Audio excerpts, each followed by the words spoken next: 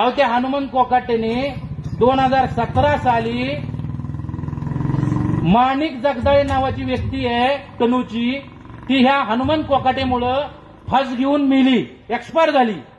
त्या आत्महत्येला हे हनुमंत कोकाटे जबाबदार आहे. आणखीही ती केस कोर्टामध्ये सुरू आहे, आणखी केस ती सुरू आहे. त्याच्यावर 306 कलम आहे आणि ते आमच्यावर टीका करतात. 302 कलम आहे, त्याच्यावर आणखी भरपूर केस आहेत. असं बोलणं बरोबर नाही. एक आम्ही काय सांगू तुम्हाला. आणि ते कसं झालं, माणिक जगदाळे यांना, माणिक जगदाळे हे बावडा पोलीस स्टेशनला आले. आल्यानंतर ती कंप्लेंट द्यायला पोलीस स्टेशनला गेले हनुमंत कोकाटे यांच्या विरोधात. सावकारकीची केस बरं का ती, आणि एफआयआर आहे. मी तुमच्या सगळ्या पत्रकारांना सुद्धा देतो, एफआयआर आहे ती एफआयआर मी तुम्हाला पाठवतो. हनुमंत कोकाटेच्या विरोधात ते सावकारकीची एफआयआर द्यायला गेले.